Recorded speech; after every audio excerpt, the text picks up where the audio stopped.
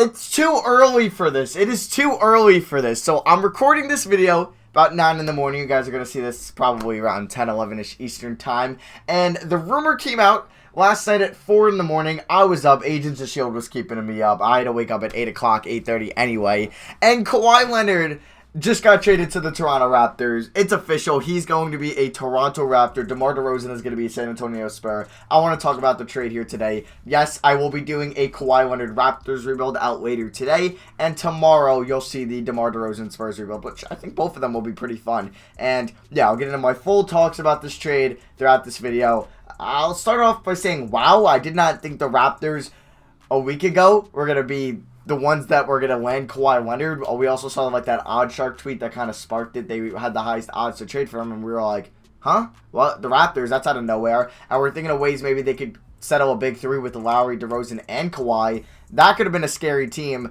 But the Spurs have agreed to trade Kawhi Leonard, Danny Green to Toronto for DeMar DeRozan, Jakob Poeltl, and a 2019 first-round pick, which I'm pretty sure is protected. Picks 1 to 20 this year, and if they don't get a pick, or if they do get a pick in between 1 and 20, it turns into 2 seconds. So the first, it could be a late first. If not, it's going to turn into 2 seconds, depending on how they do next year. But they should. It should be. They're going to get a pick outside the top 20, so that pick will go to the Spurs next year, that late first, because I think if Kawhi's like fully healthy and plays with this team, they'll definitely be one of the 10 best teams in the NBA.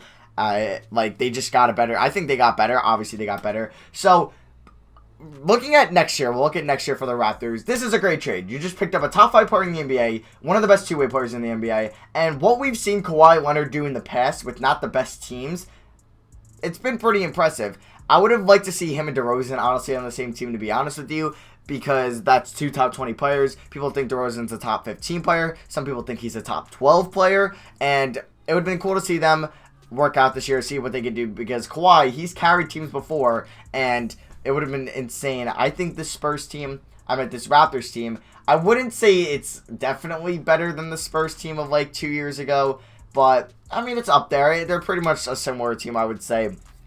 With them, I would say they're a little bit better. They're definitely deeper, like bench-wise and stuff like that. So it's like 4:30 on the East Coast last night. Shams tweets out, I got my alerts for Shams and Woj still on, saying like that the Raptors and the Spurs are in discussions for Kawhi Leonard. And then like about 5-10 minutes later, I think Chris Haynes tweets out, Kawhi Leonard has no desire to play in Toronto, which I think this is just the funniest thing ever, because Kawhi Leonard, honestly, I thought he was like one of the most respected players in the NBA, just because he reminds me so much of Troy Polamalu, if you can get that comparison, where they're guys, they're not cocky, they don't show off, they don't have a big mouth, they just shut up, they don't even shut up, they just don't talk, they're just quiet to themselves, and they just play at an insanely high level, they get the job done, they don't showboat, they're not cocky, they don't brag, and I love that about him. I love that Kawhi Leonard was a top 5 player in the NBA, and he didn't like brag about that, or he wasn't cocky for a player, and it was kind of cool. It was different to see than most players in the NBA. I like it when players like get excited after a play. It's cool, it's dope, but like he's just kind of like a breath of fresh air, and he just is quiet about it, and I thought that's really cool. And the memes where it's just like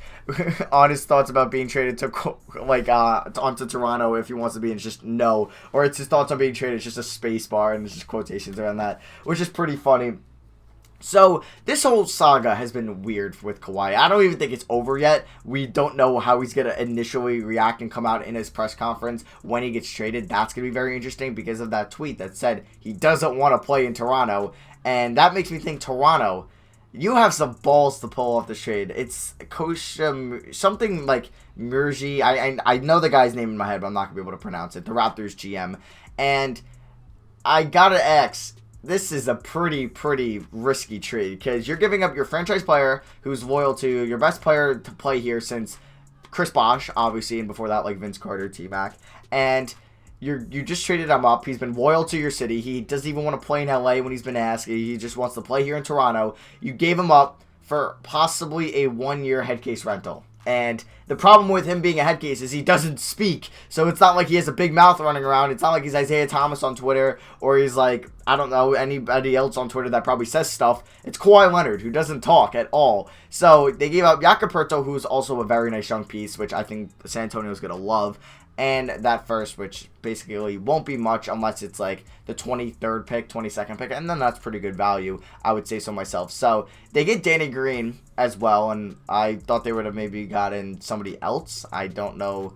I was thinking, no, they did give away. Actually, no, Danny Green seems about right, and they probably had to make the contracts work with Pirtle and DeRozan's contract to match up with Kawhi's and Green's. And okay, so Danny Green, I heard, was like the only player to back up Kawhi in San Antonio. Everybody else just didn't want him or was pissed about his injury. I thought that was kind of funny. Pop just shipped them both out.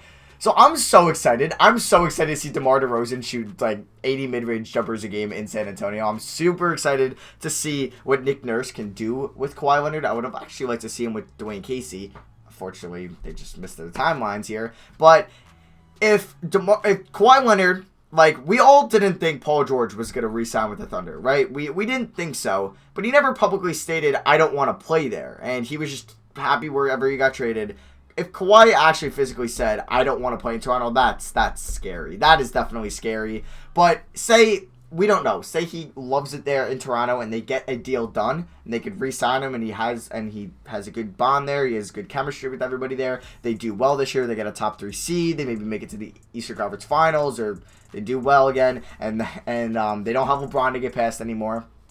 So I don't know. I think if they can bring back Kawhi, this is a dub for them. This is a dub because you just got a top 5 player in the NBA and you gave up a late first, won't be much. A nice young player in Jakob Poeltl, but he's not a game-changing player. It's not like he's a DeAndre Ayton or Karl Anthony Towns or Joel Embiid young player. But he's replaceable, but it's gonna suck to lose him. He's a nice young piece. At least they didn't give up OG or Pascal as well. And you gave up a top, I would say 15 player, 17 player in my eyes, for a top 5 player, and I think that's a pretty fair package. But if you don't retain Kawhi at the end of this year, it's a fat out, because there's no way they really win it all this year. I don't really imagine them beating the Warriors, and it's going to be tough for them to beat Boston, Philly still. But I still think they could beat those teams with this team. I think Kawhi Leonard definitely puts them over the edge to be better than what they were last year, because I think Kawhi Leonard is definitely a lot better than DeMar DeRozan, and Jakob Poeltl, like I said, he's a very nice young piece. He is replaceable. It's not like he was doing godly stuff off the bench.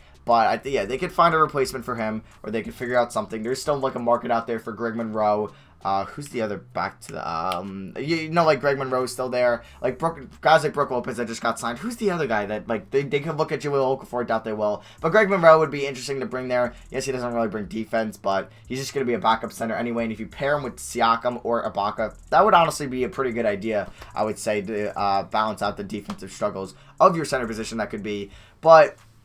Yeah, I mean, it all depends on how Kawhi reacts, because I haven't seen anything on Twitter. Let me just check my phone. I got no alerts here that the like Kawhi said anything. I'm excited to see this press conference, right? They're gonna do a press conference, I hope. And DeMar DeRozan is now a San Antonio Spur. Let me talk about this like for the Spurs aspect of this now. So they finally get rid of Kawhi, and this is actually a great trade for them. I think this is a huge W after Kawhi said, like, he's been a mess, and he's lucky they're, like, very lucky they got this big of a return for Kawhi. Like, I was expecting them to just be desperate and send him to the Clippers for Tobias Harris and, like, a first or 2 firsts, which, I mean, isn't a bad haul. This is definitely a better haul than that, because there was talks about them getting Ingram, Kuzma, and 2 firsts from the Lakers in the beginning of the offseason before, obviously, Cousins signed with the Warriors, and the Lakers were like, yeah, we're not going to win it this year. Let's just wait out a year and then check free agency next year. But you get a great player that Pop can roll with in DeRozan, but I'm going to expect them to roll some lineups out there with Murray, Walker, and DeRozan, which, I mean, Walker and DeRozan, 2 shooting guards as their true position. I could definitely see DeRozan playing small forward, or I don't know how tall Walker is off the top of my head or how well he can defend the threes, but I think DeRozan definitely could play some small forward there, and then they'll obviously run Gasol or Burdens or whatever there, and Aldridge. I think that's going to be definitely still a playoff team in the West, because you still have Aldridge, Murray, Walker, and DeRozan, and Poeltl. Okay, so say they roll out a lineup of, like, Murray, Walker, DeRozan, Aldridge, Poeltl. That's very solid. That is very solid. I think that could definitely be OKC and maybe Houston, possibly even, actually, probably not LA. I just still don't see that DeMar DeRozan ever beating LeBron. But I still think those teams that team still ran by Pop, could be better than Houston, OKC, even LA maybe, but obviously not the Warriors. But that's going to be a nice team to watch this year. I'm super excited to see what Kawhi Leonard is going to do in the East. Okay, also, side note, as a Knicks fan, this kind of sucks. I mean, given that if Kawhi does sign a long-term deal here, the Knicks are literally in the worst position ever because they're rebuilding and they have the Sixers, Celtics, and Raptors in their division, and then it's them and the Nets kind of working their way up. So yeah, that's kind of a scary thought. But yeah, let me know in the comments what you guys think of this trade. Are you just giving a flat-out dub to the Spurs and then L to the Raptors? Are you gonna wait and see, kind of like me, to see how he reacts here?